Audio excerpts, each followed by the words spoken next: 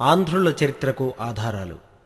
ఆంధ్రులు మొదటిసారిగా వృతిరేయ బ్రాహ్మణుల్లో ప్రస్తావించబడ్డారు. క్రీస్తుపూర్వం 8వ శతాబ్దం. విశ్వామిత్రుని యొక్క దత్తపుత్రుడు సునేశ్వరి యొక్క సంతతి.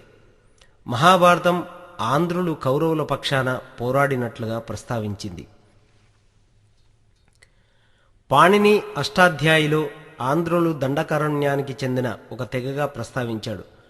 బ్రహ్మాండ పురాణం ఆంధ్రుల చరిత్రలో తొలి పాలకుడు శ్రీకాకుళ ఆంధ్ర మహావిష్ణువు గురించి ప్రస్తావించింది. ఇతని దేవాలయం శ్రీకాకుళంలో నిర్మించబడి ఉంది. ఇతని కోరిక మేరకే కృష్ణదేవరాయలు ఆముక్తమాల్యద రచనలు శ్రీకాకుళంలో ప్రారంభించాడని తెలియజేశాడు. బౌద్ధ జాతక కథలు ఆంధ్రదేశాన్ని నాగదేశము, మంజీర దేశము మరియు వజ్రభూమి అని ప్రస్తావించాయి. శ్రీమాలకల్ప అను జాతక కథ ఆంధ్ర మహావిష్ణువు సుచండుని యొక్క కొడుకుగా ప్రస్తావించింది. శిరివన్ని జాతక ఆంధ్రులు తెల్లవాహనాది ప్రాంతానికి చెందినవారని ప్రస్తావించింది. ఆంధ్రుల గురించి ప్రస్తావించిన మొట్టమొదటి విదేశస్థుడు మెగస్తనీస్. క్రీస్తుపూర్వం 4వ శతాబ్దం. ఇండికాలో ఆంధ్రుల రాజధాని అందకపురం అని, ఆంధ్రులకు 30 కోటలు ఉన్నాయని, 10,000 సైన్యం, 2,000 అశ్వదళం, 1000 గజబలం ఉన్నదని, ఆంధ్రులు పోరాట యోధులని ప్రస్తావించాడు. ఇతర గ్రీకు చరిత్రకారులు ప్లీనీ తన న్యాచురల్ హిస్టరీ అనే గ్రంథంలో, టాలమీ జాగ్రఫీ అనే గ్రంథంలోనూ వర్తక వాణిజ్య మార్గాలను ప్రస్తావించారు. శాసనాలు. ఆంధ్రుల చరిత్రలో తొలి శాసనాలు అశోకని శాసనాలు. ఇవి రాజుల మందగిరి, ఎర్రగుది, అమరావతి మరియు జగ్గయ్యపేటలో కనుగొనబడ్డాయి. ఎర్రగుది శాసనంలో అశోకుని యొక్క 14 శిలాశాసనాలు ప్రస్తావించబడ్డాయి. శాసనాలు ప్రాకృత భాష, బ్రాహ్మణ లిపిలో లిపించబడ్డాయి. శాతవాహనుల చరిత్రను తెలుసుకోవడానికి 3 శాసనాలు నానాగఢ్, నాసిక్, కనిహేరి శాసనములు. భారవేలుడు వేయించిన హాతిగుంప శాసనం మరియు గుంటుపల్లి శాసనములు. రుద్రదాముడు, జనాఫడ్, గుర్నార్ శాసనాలు, శాతవాహనులు శాసనములు కూడా ప్రాకృత భాషలో బ్రాహ్మణ లిపిలో లిపించబడ్డాయి. ఇక్ష్వాకుల చరిత్ర తెలుసుకోవడానికి నాగార్జునకొండ, అమరావతి, జగ్గయ్యపేట మరియు రాయరెల్లిపల్లి శాసనాలు తోడ్పడతాయి. ఆంధ్రదేశంలో మరియు భారత్లోనే తొలి సంస్కృత శాసనం ఇక్ష్వాక వంశానికి చెందిన యహువల శాంతబలుడు వేయించాడు. ఇక్ష్వాకుల అనంతరం వచ్చిన పల్లవులు గురించి శాసనాలు విస్తృతంగా లభ్యమైనాయి.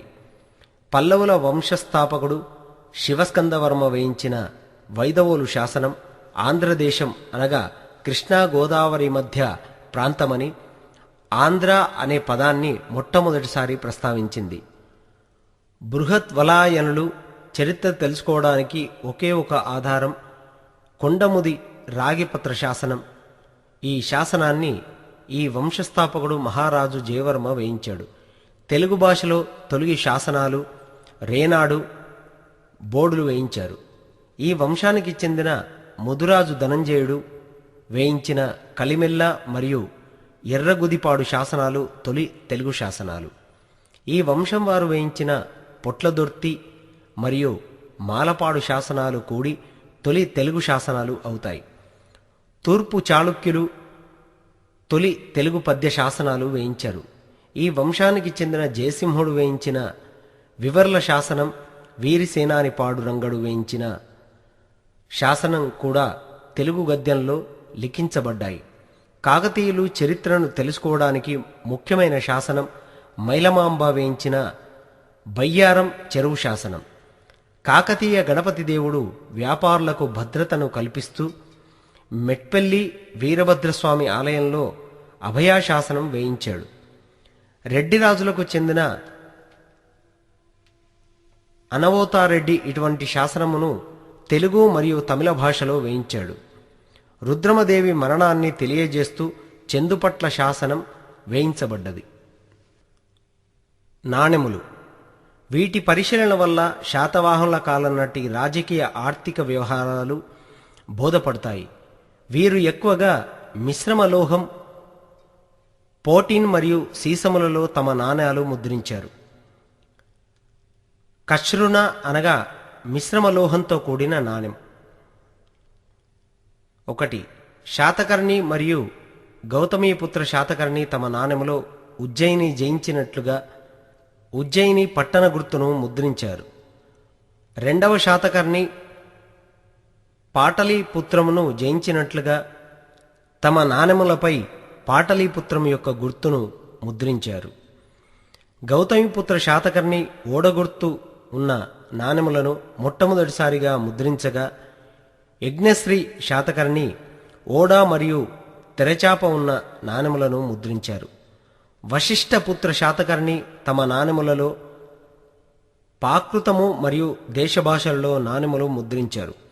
యజ్ఞశ్రీ శాతకర్ణి మొట్టమొదటిసారిగా రాజముఖమును నాణెంపై భాగాన ముద్రించే విధానాన్ని ప్రవేశపెట్టాడు. తూర్పు చాణక్యుల యొక్క నాణెములు సువర్ణభూమి కాకతీయులు తమ నాణెములలో నందనారి లిపిని ఎక్కువగా వాడారు. వీరికి సమకాలికులైన దేవగిరి యాదవులు పద్మంటకాలు అను నాణెములను మొట్టమొదటిసారి ముద్రించారు. విజయనగర పాలకులు తమ నాణెములలో నాగరి లిపిని ముద్రించారు. నాణెమునకు ఒకవైపు దేవుని చిత్రమును ముద్రించడం వీరితో ప్రారంభమైంది. కృష్ణదేవరాయలు నాణెములపై ఒకవైపు శ్రీరాముణ్ణి ముద్రించారు. నాణెములు వీరిని సదవాహనులు సాద్వాహనులు అని పేర్కొంటున్నాయి.